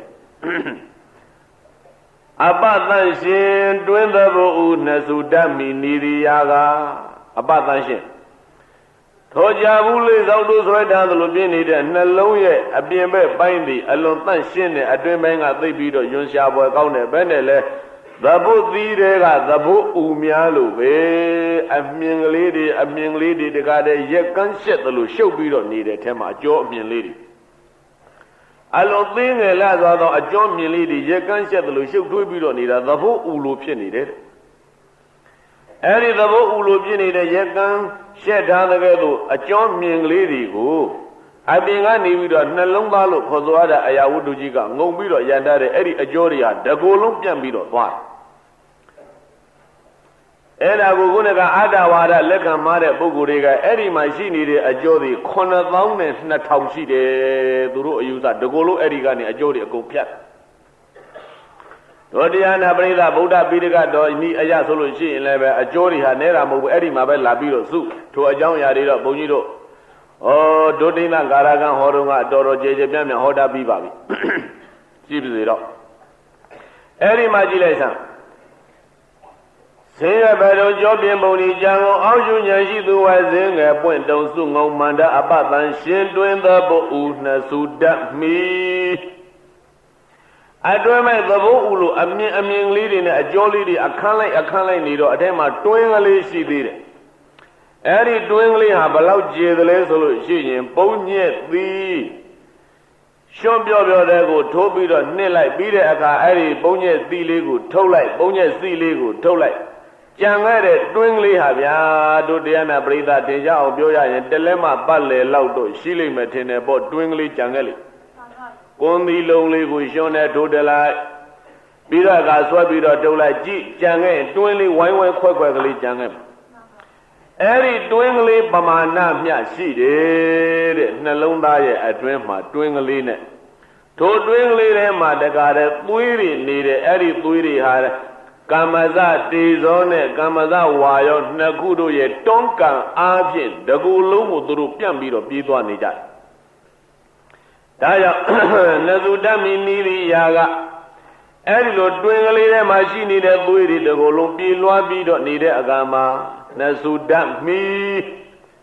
မနောဓာမနောဝိညာဏဓာတ်လို့ခေါ်တဲ့ဝိညာဉ်နဲ့ခန္ဓာစိတ်ကလေးသည်အဲ့ဒီဟတယအတွင်းယခုနကပုံညက်စီပမာဏမျှရှိတဲ့တွင်ကလေးထဲမှာနေတဲ့သွေးထိုသွေးရဲ့အတွင်းမှာပြန့်နှံ့ပြီးတော့တည်ရှိနေတဲ့မဟာဘုတ်၄ပါး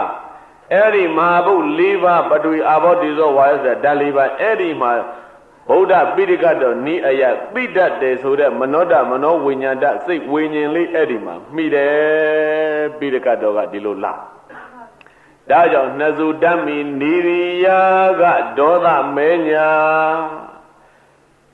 ယာကကြီးတဲ့ပုဂ္ဂိုလ်တွေအဲ့ဒီနှလုံးသွေးဟာหนีပြီးတော့နေလိမ့်မယ်ဒေါသကြီးတဲ့ပုဂ္ဂိုလ်တွေအဲ့ဒီနှလုံးအိမ်တွေကသွေးပြီးမဲနေလိမ့်မယ်ညှိုးနေလိမ့်မယ်ပါစေဤမောဟတဲ့မောဟကြီးတဲ့ပုဂ္ဂိုလ်တွေရဲ့သွေးကအသားဆေးထားတဲ့ရေလိုหนีကျဲကျဲဖြစ်လိမ့်မယ်တက်ကပဲဤဝိတ္တအားကြီးတဲ့ပုဂ္ဂိုလ်တွေကပဲပြုတ်ရေလိုဖြူကျဲကျဲနေလိမ့်မယ်ဝါသီတတာအားကောင်းတဲ့ပုဂ္ဂိုလ်တွေသွေးကဝါတယ်ပညာပြုတ်ပြည့်ဇောတမြတ်သွင်ဖြူစင်လွန်ခဲ့ပညာအားကောင်းတဲ့သူတော်ကောင်းတွေရဲ့နှလုံးသွေးကြတော့ဖြူတယ်နှလုံးသွေးအယောင်ဒုပရိသဘယ်နှပါတဲ့လဲအစကပြန်ကောက်ရမလို့ဖြစ်သွားပြီနော်ဓမ္မရိဏတို့လိုဖြစ်ဖို့တော့နေပြီဘုန်းကြီးတို့တော့လေကြောင့်လှဲပရောင်ဖြစ်တော့မယ်អော်လိုက်ရသူတို့ကနောက်ကမှန်းပြီးတော့နားထောင်လိုက်ရတာတော့မှဒီသင်္ချာလေး6ခုကိုသူတို့မမှတ်မိ6ခုဗျဒုပရိသဇရိတ်6ပန်းနဲ့ပတ်သက်ပြီးတော့သွေးအယောင်6မျိုးကိုပြောထားတာနိရိယာကဒေါသမဲညာ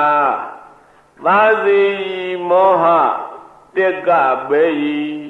ဝါသီတရာပညာပြိုးပြည့်ဇောတမြတ်သွင်ဖြူစင်လွန်ကဲလက်ဆုံးကွယ်မြလောဟိတသည်ပုံနာဂတ္ထိပုံနာကဆိုတာပုံညက်စီပုံနာဂတ္တိတွင်မရှိလသမယအန္တရေသမယနှစ်ခုရဲ့အကြအလယ်တဲ့တယ်မှာသမယအန္တရေလဲမနေသောနှလုံးသားသည်လဲဣမသမိန်ကာယေတွင်ပါဝန်းခြင်းမစင်ပြီမွန်ယုံဝဲလွမ်းထတလံမြတ်လာသောဤကာယ၌အတ္တိသဝိဇံတိတင်ရှားပုံသေးရှိတုံကြီးဤတကားမဝိသုဒ္ဓယုံစရောဘုရားကြီးရေးထားတဲ့အနဲ့သမောဝိနောဒနီတက္ကရာနဲ့မူလတိကာကြီးရဲ့အဓိပ္ပာယ်တွေအကုန်ပြည့်စုံပါဒီတော့ရင်ဗုဒ္ဓပိဋကတော်ဤအရာနှလုံးသားနဲ့တကွတိဆောက်ပုံထိုနှလုံးအိမ်ထဲမှာတည်တတ်တဲ့ဝိညာဉ်လေးရဲ့မှီပုံအဲ့ဒီလိုဒုပိသရှိဥစွာနားလေထားလိုက်ဟောယခုအတ္တဝါဒသမာဓိကဘာပြောလာသလဲပရမအတ္တလို့ခေါ်ဆိုတဲ့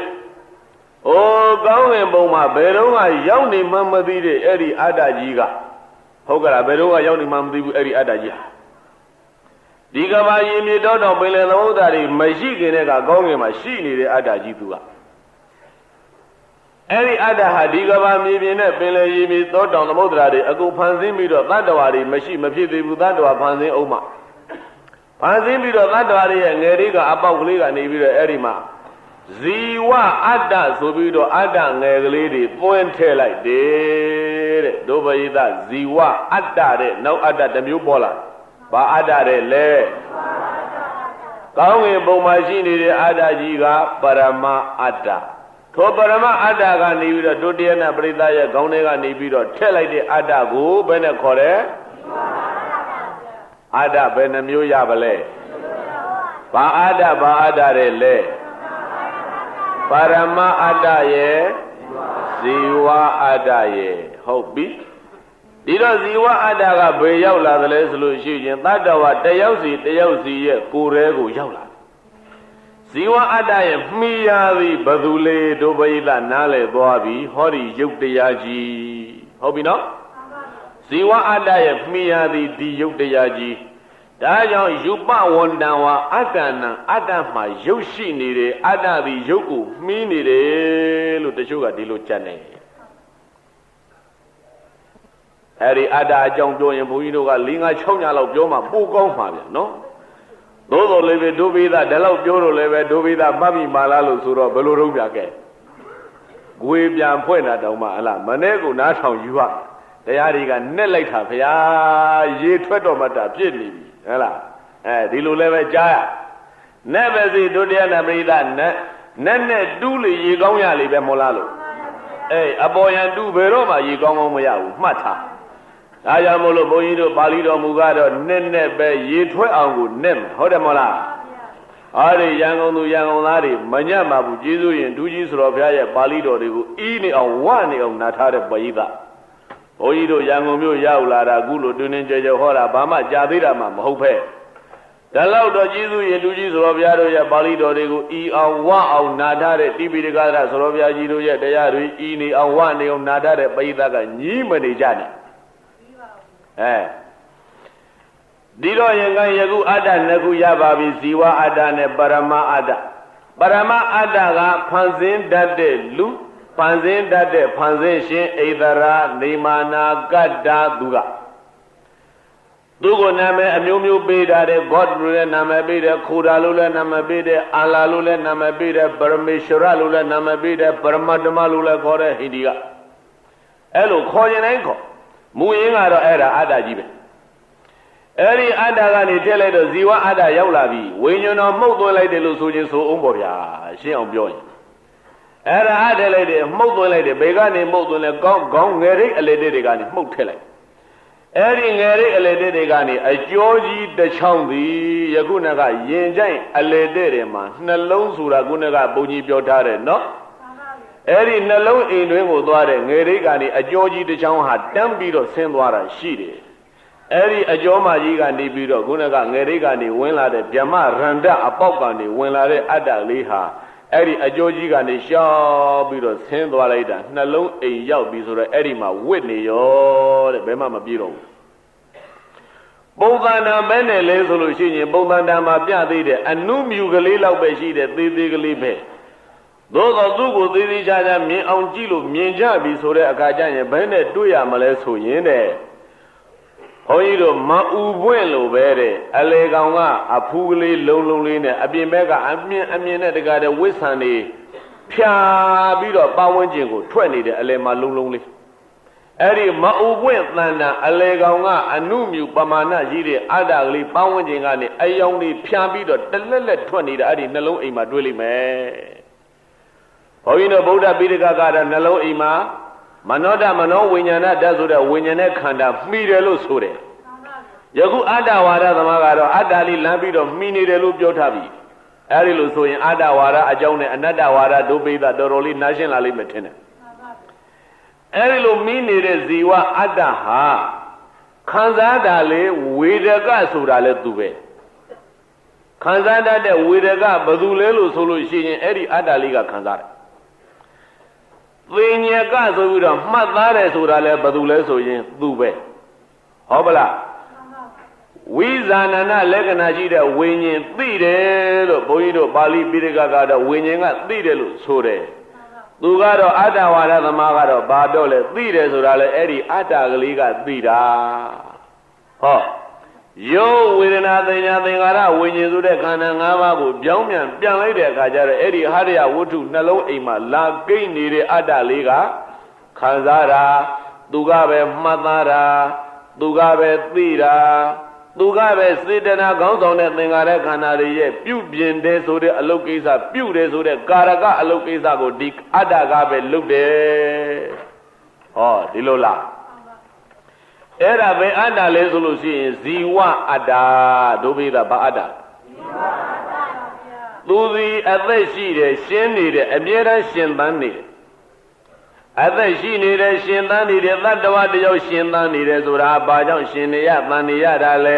အဲ့ဒီအတ္တကလေးဝင်ပြီးတော့ကိန်းနေတဲ့အတွက်ကြောင့်ရှင်သန်ရတာဒါကြောင့်သူ့ကိုဇီဝအတ္တဒီလိုနာမည်ပေးကာရကသင်္ခါရခန္ဓာရဲ့ကိစ္စသူပဲလုပ်တယ်ဝေဒကဝေဒနာခန္ဓာရဲ့ကိစ္စသူပဲလုပ်တယ်သင်္ညေခန္ဓာကိစ္စသူပဲလုပ်တယ်နိဝါသီတဲ့ဟောဒီကိုကြီးဘယ်လိုပဲပြည့်စည်သွားအဲ့ဒီဇီဝအတ္တလေးကမပြည့်ဘူးငယ်ရိခုနကအကျိုးကြီးကနေလျှောက်ပြီးတော့ဗြဟ္မရဏအပေါက်ကနေထွက်သွားပြီးတော့ဒုတိယဘဝတစ်ခုမှာဒုတိယခန္ဓာအသိရပြီဆိုရင်ထိုအထက်ဝင်သွားပြန်ရောသူကဟောဒီခန္ဓာဟောင်းပြည့်စည်သွားတဲ့အခါမှာယခုနကဇီဝအတ္တလေးတွေမပြည့်ပဲတဲ့နောက်ထပ်ခန္ဓာကိုယ်တစ်ခုတည်းအသိဝင်သွားတယ်တခါဒုတိယခန္ဓာသိတလုံးမရသေးလို့ရှိခြင်းဈာကာလအနေနဲ့ဟိုဘက်ဒီဘက်မရောက်သေးပဲနဲ့နေတဲ့အခါလဲနေသေးတယ်ဆိုပဲဘုန်းကြီးတို့အတ္တဝါဒရဲ့ဈာကာလပြောပါတယ်ဒီပြင်ဈာကာလတော့အသာထားသားမှာဒုပိသကြီးနော်ဘုန်းကြီးပြောရင်ဒုပိသကတိတိလူခြေတော့ထောင်လို့ထောင်လုံးလို့အဲ့ဒါတွေမပြောတော့ပါဘူးလို့ဒီတော့ရင်ဈာကာလဆိုတာဟာ ဒီဘက်ဘဝနဲ့ဟိုဘက်ဘဝနှစ်ခုဘုန်းကြီးတို့စာရဲတော့အဲ့ဒါကိုဘဝန္တရလို့ခေါ်တယ်ဟိုဘက်ဘဝနဲ့ဒီဘက်ဘဝရဲ့အကျံအဲ့ဒါကိုဘဝန္တရဘဝချာဘုန်းကြီးတို့ဗာဟိယသုတ်တံမှာအဲ့ဒီဝါဒတွေနဲ့ပတ်သက်လို့အငင်းတွေကေစီဝါဒတို့အပရိဝါဒတို့အထက်ကရာကြီးကအကျင့်ကြီးဖွင့်ထိုအကြောင်းလေးဘုန်းကြီးဟောတော့ကအဲ့ဒါတွေမထည့်ခဲ့နေဝိဒနဟူရဏဥပယမန္တရိနာဧသေဝန္တဒုက္ခသာနဥပယမန္တရိနာဆိုတဲ့အပိုက်ဒီဘဝပိဿကဘဝဟိုဘဝဆိုတော့ဓမ္မလွန်ဘဝဓမ္မလွန်ဘဝနဲ့ဟောဒီပိဿကဘဝနှစ်ခုရဲ့အကျမ်းကိုအဲ့ဒီဗာဟိယသုတ်တံပါဠိတော်ကတော့ဥပယမန္တရဘဝနှစ်ပါးရဲ့အကြဟိုဘက်မရောက်ဒီဘက်မရောက်တို့တရားနာပရိသတ်ကပြောတဲ့စကားလည်းရှိတယ်မဟုတ်လားဗါတဲ့ဝိညာဉ်ဝိညာဉ်သဖွယ်လောက်လန်းတွေ့ဆိုလားဘာဆိုလားသူတို့စကားလေးတစ်ခုရှိပါတယ်မျော့ကလေးတကောင်ဟာတီလေးဗါတဲ့ကျုပ်ကလေးတကောင်ဟာဒီဘက်ကတွေ့စရာတစ်ခုကနေပြီးတော့ဟိုဘက်တွေ့စရာတစ်ခုကိုလှမ်းတွေ့တော့မယ်ဆိုလို့ရှိရင်ဒီဘက်ကမလွတ်သေးပဲနဲ့ဟိုဘက်မတွေ့ဘူးတဲ့မျော့ကလေးများကျုပ်ကလေးများတွေ့တော့မယ်ဆိုရင်အဲ့ဒီလိုပဲအတ္တဟာလည်းပဲဒီဘက်ဘဝမစွန့်ရသေးရင်ဟိုဘက်ဘဝလှမ်းမတွေ့ဘူးတဲ့ဟိုဘက်ဘဝတွေ့ပြီးမှဒီဘက်လွတ်တယ်ဆိုတော့ဘယ်နဲ့တော့နှစ်ဘက်ခွနေတဲ့သဘောကြီးဒီလိုဖြစ်နေတယ်ဘုန်းကြီးတို့အဘိဓမ္မာနီးအရဆိုလို့ရှိရင်သုတိစိတ်သည်ဒီဘက်ဘဝမှာပြည့်စဲခဲ့ပြီးဒုတိယဘဝမှာပฏิသန္တိဆိုပြီးတော့တပံပြန်ပြီးတော့ဆက်တဲ့စိတ်ကလေးအသစ်တစ်ခုဖြစ်တယ်ဟောဘက်နဲ့ဒီဘက်ခွပြီးတော့တကားတယ်ဟိုဘက်လည်းမလွတ်သေးဒီဘက်လည်းမလွတ်သေးဟိုဘက်လည်းမတွေ့ရသေးဆိုတော့ကြားမှာတကားတယ်တန်းလန်းနဲ့ဒီလိုတော့မရှိဘူးအတ္တဝါဒသမားတွေကတော့ဒီလိုဒါကြောင့်မို့လို့တကားတို့တရားနာပရိသတ်လူတယောက်နဲ့သိလို့သုတ်တံမှာအလောင်းသွားပို့ပြီးပြီဆိုရင်တချို့အယတ်တွေရှိသေးဘယ်နဲ့လို့သလဲဆိုလို့ရှိရင်အဲ့ဒီအလောင်းမြုပ်ပြီးပြီဆိုလို့ရှိရင်အဲ့ဒီအလောင်းကြီးကိုမြေပုံလေးကိုကောင်းရင်ကနေပုတ်ခါနဲ့သစ်ကိုင်းလေးတကိုင်းနဲ့ချိုးပြီးတော့မြေပုံလေးပုတ်ပို့ပြီးတော့လာအိမ်ကိုလိုက်ခဲ့တဲ့ဘယ်နည်းဘယ်ရကြဆွန်းတော့မလို့ဘယ်နည်းဘယ်ရတရားဟောတရားနာလုံမလို့အသင်လိုက်ခဲ့ပါအမောင်လိုက်ခဲ့ပါအမိလိုက်ခဲ့ပါအဖေလိုက်ခဲ့ပါပေါ့အဲ့ဒါသူတို့ဘသူပဲသေးသေးတယောက်ယောက်ခေါ်ပြီးတော့အဲ့ဒီသစ်ကိုင်းလေးနဲ့မြေပုံလေးပုတ်ပြီးတော့ခေါ်လာပြီးတော့မှအဲ့ဒီသစ်ကိုင်းလေးကိုအိတ်တောင်းတနေရာမှာအပြင်ဘက်မှာအထဲတော့မသွင်းရဘူးတဲ့သူတို့ကအဲ့ဒါကြောက်လို့အိမ်အပြင်မဲ့တောက်တနေရာမှာအဲ့ဒီသေကိုင်းကလေးချိတ်ထားလိုက်တယ်အဲ့ဒီမှာမိမိရဲ့အမိတော်၎င်းအဖေတော်၎င်းသေသွားတဲ့လူဒီဘဝသစ်မရောက်သေးပဲနဲ့ဂျားကာလအနေနဲ့အဲ့ဒီသေကိုင်းလေးခိုးပြီးတော့နေရတယ်တဲ့ဒီကသုံးမသွသေးလို့မသွားရသေးဘူးပြစ်နေတာဟုတ်လားဒီတော့ရင်အတ္တဝါဒရဲ့အဆွဲအပွားတွေဟာတို့ဗမာပြည်သူပြည်သားတွေဗုဒ္ဓဘာသာရဲ့နေမြေတဲ့ဘလောက်ရောက်နေတယ်ဆိုတာစဉ်းစားကြည့်စမ်းပါအဲ့ဒါသွားပြီးတော့ပရိသေပါတွေရွတ်မပြစ်လိုက်လေတဲ့အဲ့ဒီအတ္တလေးထွက်ပြေးသွားဦးမယ်ဒီလိုလဲရှိသေးတယ်ပရိနောက်မှရွတ်ရမယ်ဆွမ်းအရင်တော့အမြဝေပြီးမှပရိရွတ်ပြီးတော့ဇွန်းစောအမြဝေဆိုတော့အဲ့ဒါကျွတ်ရင်လည်းကျွတ်မကျွတ်လို့ရှိရင်လည်းပရိရွတ်ထွက်ပြေးရောဆိုတဲ့အဓိပ္ပာယ်လားမသိပရိနောက်မှရွတ်ပြရအောင်မယ်အဲ့ဒီလိုလုပ်လိုက်လို့ရှိရင်လွတ်သွားရောကျွတ်သွားရောဒါကတခုတချို့နေကြတော့ဘယ်လိုတုံးဆိုလို့ရှိရင်ဘုန်းကြီးတို့ကိုယ်တိုင်လဲလိုက်ခဲ့ဘူးတယ်အဲ့ဒီအတုပတွေဟောကသေသွားတဲ့အလောင်းဘုန်းကြီးရှိမနီမဝေတနေရာချထားအဲ့ဒီခေါင်းနဲ့အလောင်းနဲ့ဘုန်းကြီးရှိကဒီကပရိအိုးနဲ့ကြော့ပွဲနဲ့ကျိုးတန်းလေးပွယ်ပြီးတော့ထားလိုက်သေးတယ်ဓာတ်ကျိုးလေးဒီကဘုန်းကြီးရွတ်လိုက်ဖားလိုက်တဲ့ပရိမန္တန်တွေရဲ့တကူအစုတောင်းအမြဝေရေသက်ကြောင့်ဟောတယ်ပြောတယ်တရားတွေအဲ့ဒီဓာတ်ကျိုးလေးကနေလျှောက်သွားဟိုသေးတဲ့လူကဟိုကနေနားထောင်ဟောပေါ့ဒါဘုန်းကြီးကမေးကြည့်တယ်ခင်ဗျားတို့ဘာလုပ်ထားလဲအဲ့ဒီကျိုးလေးอ่ะခေါင်းကအဝေးကြီးတချို့များဆိုလို့ရှိရင်မြေကြီးတွင်းပေါ်မှာအဲ့ဒီခေါင်းကြီးတင်ထားအဲ့ဒီတွင်းပေါ်တင်တဲ့ခေါင်းကနေအချီကျိုးလေးဆွဲပြီးတော့လာလိုက်တာဘုန်းကြီးရှိကအုံသီးကဟိုကြွက်မီးမယ်အဲ့ဒီကျိုးလေးလာချီထားအဲ့ဒါဘုန်းကြီးတို့ဒီကနေရိုးကြဖားကြဟောကြပြောကြခင်ဗျားတို့အဲ့ဒါဘာလုပ်ထားလဲဆိုဟိုသေးတဲ့လူတရားနာဖို့ရန်ကျိုးဆက်ဓာတ်ကျိုးဆက်ပေးထားတာဒီကဘုန်းကြီးတို့ကရည်စရာပြောတယ်ဒီလောက်နဲ့မရဘူးပြလို့တယ်လီဖုန်းနှစ်ချက်နဲ့ဗာနဲ့တပ်ပေးထားမှဖြစ်မယ်ထင်တယ်လို့ဟုတ်ကဲ့လားဟောအတ္တဝါဒအငွေ့သက်မစင်သေးဘူးတို့လူစုဖြစ်နေတာဘုရားရှင်ကတော့ယူပံဘိကဝေနတ္တဝေဒနာနတ္တသင်ညာနတ္တသင်္ခါရနတ္တဝိညာဏအနတ္တဒီတော့ရင်ဒုတိယနာပရိသအဆန်းတွေဖြစ်ကုန်လိမ့်မယ်ဘုန်းကြီးကြောင့်ပြောတော့သက်ကာယဒိဋ္ဌိအကြောင်းပြောနေတာနော် အဲ့ဒီအတ္တကိုပယ်လိုက်လို့ရှိရင်အတ္တဒိဋ္ဌိဆိုတဲ့သက်္ကာယဒိဋ္ဌိကင်းသွားတယ်လို့ဟောဒီကျမ်းဂန်အယတို့ဘုန်းကြီးတို့ဒါပြောနိုင်တယ်ဒီတော့ရင်တို့တရားနာပရိသတ်သက်္ကာယဒိဋ္ဌိကင်းဖို့ရန်လွယ်တယ်ဆိုရင်လည်းဟုတ်တယ်ခက်တယ်ဆိုရင်လည်းဟုတ်တယ်သို့တော်လည်းပဲနာယုံကြားယုံနဲ့တော့ပြီးမနေနဲ့ရုပ်ကိုရုပ်အတိုင်းကြားကြနာနာသဘောပေါက်အောင်ကတော့ရှုခွဲမှာရုပ်ကိုတခါတည်းတင်းယူမှဖြစ်မှာနာယုံနဲ့ရုပ်အကြောင်းကောင်းကောင်းမသိဘူးဝေဒနာသင်ညာသင်္ခါရဝိညာဉ်ဆိုတဲ့ခန္ဓာ၅ပါးအကြောင်းကိုနာထားယုံဖတ်ထားယုံမှတ်ထားယုံနဲ့တော့အဲ့ဒါသုတ္တမယဆိုတာကိစ္စမပြီးဘူးခုနကအတ္တကိုတော့လက်မခံပါဘူးထားအနတ္တလို့ခေါ်တဲ့ဒီခန္ဓာ၅ပါးတပည့်တော်တို့လက်ခံယုံကြည်ပါတယ်ဒါကြောင့်တပည့်တော်တို့ကအနတ္တဝါဒသမားတွေအနတ္တဆိုင်နေပြီသက်္ကာယဒိဋ္ဌိပြုတ်နေပြီလို့ဒီလိုဆိုလို့ရှိရင်ဒုဗေဒတစ်ဖက်က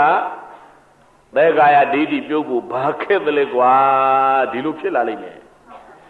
ဒီတော့ရင်ဘုန်းကြီးပြောခြင်းတဲ့စကားကအဲ့ဒီလိုအတ္တဝါဒကိုတပည့်တော်တပည့်တော်မတို့လက်မခံပါဘူးရုပ်ဝေဒနာသင်ညာသင်္ခါရဝိညာဉ်ကိုလက်ခံထားပါတယ်ဆိုရင်ရုပ်ရဲ့ဝေဒနာရဲ့သင်ညာသင်္ခါရရဲ့ဝိညာဉ်ရဲ့ဆိုတဲ့တကယ်ထင်ရှားရှိနေသောထင်ရှားရှိသောကာယလို့ခေါ်တဲ့အဲ့ဒီခန္ဓာ၅ပါးအပေါင်းကိုတို့ယောဂီများရဲ့ဉာဏ်ထဲမှာပေါ်လို့ကြီးပေါ်လာအောင်ရှုွက်တင်ပြီးတော့သေချာကြည့်မှအဲ့ဒါမှလာလင်သကာယရဲ့သဘောပေါက်ရင်ဒိဋ္ဌိအဲ့ဒီမှာဘာဝနာဉာဏ်နဲ့ရှင်းသွားမယ်ဒီလိုလုပ်ရနာယုံနဲ့ကျေနပ်မနေလိုက်ပါနဲ့နော်ကဲဒီတော့ဇီဝအတ္တဆိုတာခုနကဘုန်းကြီးပြောထားပြီနှလုံးအိမ်ထဲမှာလာပြီးတော့ကိန်းတာသည်ဇီဝအတ္တဗုဒ္ဓပိဋကတော်နိယတို့နှလုံးအိမ်မှာကိန်းနေတာကမနောဓာတ်မနောဝိညာဏဓာတ်လို့ခေါ်တဲ့ဝိညာဉ်တခြားစီဒီတော့သူတို့ဝါဒအရဝိညာဉ်ကိုလက်မခံဘူးထိုဝိညာဉ်နဲ့ရှင်တွဲပြီးတော့လာတဲ့ဧကုပ္ပါဒအတူဖြစ်ပြီးတော့ဧကနိရောဓအတူချုပ်ကြတဲ့သင်ညာဝေဒနာသင်္ခါရဒါတွေလည်းသူတို့လက်မခံဘူးဘာသာလည်းလက်ခံတာလဲဝေဒနာသင်ညာသင်္ခါရဝိညာဉ်တွေကိုဖယ်ထားလိုက်ပြီးတော့ဗါတယ်လေအတ္တဇီဝအတ္တလေးကိုလက်ခံအဲ့ဒီနှလုံးအိမ်ကနေအကျော်ကြီးတစ်ချောင်းပြီးငယ်ရိတ်ကဗြဟ္မရန္တာအပေါက်ကိုသွားတယ်ဆိုတဲ့အကြောင်းပြောပြီးပြီနောက်တာအကျော်မာကြီးနှစ်ချောင်းရှိသေးတယ်အဲ့ဒီနှလုံးအိမ်ကနေတက်လာတာဘယ်သွားသလဲသူအကျော်မာကြီးနှစ်ချောင်းဒီအပေါ်ကိုထောင်တက်လာခဲ့ပြီးတော့နှာခေါင်းပေါက်ကိုတစ်ဖက်တစ်ချောင်းစီဖြန့်သွားတယ်တဲ့အသက်ရှူတယ်ဆိုတဲ့လုပ်ငန်းကိုအဲ့ဒီဇီဝအတ္တကနေပြီးတော့နှလုံးအိမ်ကနေထိုးအကျော်ကနေပြီးတော့ဓာတ်ကျိုးဆက်ပြီးသူအလုပ်လုပ်ပေးပါတယ်တဲ့အတ္တဝါဒရဲ့အသက်ရှူနည်းအဲ့ဒီလိုမှတ်လိုက်ဘုန်းကြီးတို့ပိဋကတော်နိယနှာခေါင်းနဲ့သွားနေတဲ့ထွက်လေဝင်လေဟာဘာကြောင့်ဖြစ်သလဲစိတ်တဇဝါယောဓာတ်ဘာဝါယောဓာတ်စိတ်ကြောင့်ဖြစ်လာတဲ့ဝါယောရုပ်ရဲ့လှုပ်ရှားနေတဲ့သဘောပိဋကတော်နိအယဒီလိုကြည့်အတ္တဝါဒနိအယဆိုလို့ရှိရင်ဇီဝအတ္တကနေပြီးတော့မှုတ်ပေးထုတ်ပေးနေတဲ့အသက်တဲ့သူတို့ကဒီလိုလာတယ်အဲ့ဒါဇီဝအတ္တရဲ့သဘောဒီတော့သင်္ခါရခန္ဓာရဲ့ကာရကဆိုတဲ့ကိစ္စကိုလည်းပဲထိုဇီဝအတ္တကပြုလုပ်တယ်ဝေဒနာကန္တာရဲ့ဝေဒနာကန္တာရဲ့ခံစားတတ်ပါတယ်ဆိုတဲ့ဝေဒကကိစ္စကိုလည်းပဲအဲ့ဒီဇီဝအတ္တကလုပ်တဲ့ပညာရဲ့ကိစ္စသင်္ခါရကိစ္စဝိညာဉ်ရဲ့ကိစ္စနာမခန္ဓာ၄ပါးရဲ့ကိစ္စသူတို့ကပဲလုပ်တယ်နာခန္ဓာ၄ပါးမရှိတော့ဘူးအတ္တတစ်လုံးနဲ့ချက်အဲ့ဒီလိုယူတယ်နိဝါဒီအမြဲတမ်းနေတဲ့မပြတ်မစီအမြဲတမ်းတည်ရှိတယ်ဟောဒီရုပ်ကိုယ်ကြီးပြက်ပင်ပြက်သွားတော့လည်းပဲအဲ့ဒီအတ္တလေးခုနကငယ်ရိပ်အပေါက်ကထွက်သွားပြီးတော့ဒုတိယဘဝသိမရသေးရင်မြမာကြီးတအဲကောင်းကင်ဘုံမှာရှိနေတဲ့ပရမအတ္တထံပြန်ပေါင်းနေတယ်တဲ့ဒီလိုလားအဲ့ဒါဟိန္ဒိဘာသာအပြင်အာတမလို့ခေါ်တယ်ရှိကပရမဘုံမပါဘူးဖန်ဆင်းတဲ့တကယ်ကိုနေသဒုဝကောင်းငယ်မှာရှိနေတဲ့အတ္တကိုတော့ကြီးကပရမပုတ်ထက်ပြီးတော့ပရမတ္တမဟောဒီကိုယ်ထဲရောက်ပြီးတော့နေတဲ့အတ္တလေးကြတော့သူကတော့အာတမလို့ခေါ်တယ်ပရမပုတ်ပြစ်သွားတယ်အာရိဘာသာကတော့ရူဟဲလို့ခေါ်တယ်သူ့ကိုအင်္ဂလိပ်လိုတော့အဲ့ဒါကို soul လို့ခေါ်လိုက်မယ် SOUL soul ဒီလိုခေါ်တယ်အဲ့ဒီအတ္တကလေးကိုခုနကဘုန်းကြီးပြောပြီးမအူပွင့်တန်တန်ရှိနေတဲ့အမြင်ကလေးတွေနဲ့မအူပွင့်ကလေးလို့တခါတည်းအယောင်တွေဖြာထွက်ပြီးတော့တလက်လက်နေတဲ့အဲ့ဒီအတ္တကိုတို့တရားနာပရိသတ်များစူးစူးစိုက်စိုက်ညံနဲ့ဖောက်ထွင်းပြီးတော့မြင်အောင်ကြည့် ရင်ရိုက်တဲ့ကလင်းနေတဲ့တခါတဲ့အယောင်တွေထွက်လာပြီးတော့အဲ့ဒီနှလုံးအိမ်မှာကင်းဝနေတဲ့အတ္တလေးကိုမြင်ပြီးဆိုရင်အဲ့ဒီပုဂ္ဂိုလ်သည်နတ္ထိဒါနိပုဏ္ဏဘဝတဲ့နောက်တဖန်ဘဝသည်ဖြစ်ချင်းဇာတိဆိုတဲ့ဒုက္ခသူမရှိတော့ဘူးအာဒဝါဒအယူအဆအရာဒီလိုပြောတယ်ဒီဇီဝအာဒကိုမြင်ရင်ပဋိသန္ဓေနေခြင်းဆိုတဲ့ဒုက္ခတွေအကုန်ချုပ်ငြိမ်းပြီဘုရားရှင်ကိုယ်တော်မြတ်ကတော့ရုပ်ဝေဒနာသင်ညာသင်္ခါရဝိညာဉ်ကိုမြင်ရမယ်ထိုရုပ်ဝေဒနာသင်ညာသင်္ခါရဝိညာဉ်တို့ရဲ့သဘာဝလက္ခဏာကိုမြင်ရမယ်ထိုသဘာဝလက္ခဏာမှာတဆင့်တဲ့သာမင်ညလက္ခဏာကိုမြင်ရမယ်အဲ့ဒီသုံးစဉ်ပိုင်ပိုင်နိုင်နိုင်ကြီးမြင်တော့မှညာတပရိညာတိရဏပရိညာပါဏပရိညာပရိညာသုံးချက်ပိုင်လို့ကိလေသာတွေပယ်ပြီးတော့မှနတ္တိဒါနိပုဏ္ဏဘောငါဘဝမရှိတော့ဘူးလို့ပြောအဲ့ဒီလိုကြွားချတယ်ဆိုတဲ့အကြောင်းကိုဒုပိသကိုအဲ့ဒါရှင်တွဲပြီးတော့ပြပါတယ်ဒီတော့ခုနကပါဠိတော်ပြန်ကြင်လိုက်ရင်အဲ့ဒီမူကိုနားလည်ထားရင်ပါဠိတော်မှာအလိုလိုရှင်းသွားမှာဒါကြောင့်ဝေဒနာအတ္တတောသမနုပတတိဝေဒနာခံစားတတ်ပါတယ်ဆိုတဲ့ဝေဒနာရဲ့အလုပ်ကိစ္စကိုအတ္တတောအတ္တကခံစားရတယ်လို့သမနုပတတိသုံးသပ်၏အဲ့ဒါဆိုရင်ဒုပိသနားလည်ပြီးထင်ပါတယ်ဝေဒနာဝန္တဝအတ္တနံအတ္တနံအတ္တကိုဝေဒနာဝန္တဝေဒနာနဲ့ရှင်တွဲနေတယ်လို့သမနုပါတိသုံးသပ်ပြန်တယ်တချို့လူတစုကဘယ်နဲ့ကြံမြန်လဲဆိုလို့ရှိရင်ခံစားတာကဝေဒနာမဟုတ်ဘူးတဲ့နောက်တစ်ယောက်ပုဂ္ဂိုလ်တစ်ယောက်ကဘယ်နဲ့ကြံမြန်လဲဝေဒနာဝန္တဝအတ္တနံအတ္တကတခုခံစားတယ်ဆိုတဲ့ဝေဒနာကတခုဝေဒနာတစိတ်နန္တရားရဲ့တစိတ်တည်းသားပြတဲ့ဝေဒနာကိုခွဲပြီးတော့လက်ခံတဲ့အတ္တရှိတယ်ဆိုတာလည်းလက်ခံတယ်ဒီလူကလည်းရှိသေးတယ်ဒိဋ္ဌိတွေကြံမှုနည်း20ရှိတယ်နော်ခံစားတာကဝေဒနာမှတ်သားတာပြုပြင်တာသိတာကအတ္တဒီလိုလုပ်လာတယ်ဒါကတစ်ယောက်ကဲနောက်တစ်ယောက်ကဘယ်လိုလုပ်မလဲကြည့်အောင်ဝေဒနာဝတ္တဝအတ္တနံအတ္တနိဝဝေဒနံအတ္တနိဝအတ္တနိုင်မူလေဝေဒနာကမှီ၍နေရပါတယ်လို့သမဏုပတိသုံးသပ်ပြန်တယ်ဝေဒနာရှိတယ်ဆိုတာလက်ခံတယ်အဲ့ဒီဝေဒနာတွေဘယ်သူမှီဖြစ်ရလဲဆိုလို့ရှိရင်အတ္တကိုမှီပြီးတော့ဖြစ်တယ်ပညာသင်္ခါရဝိညာဉ်ကိုသူလည်းမခံဘူးခံစားတဲ့ဝေဒနာကိုတော့လက်ခံတယ်ဝေဒနာဘာမှီဖြစ်လဲဆိုရင်အတ္တကိုမှီဖြစ်ရတယ်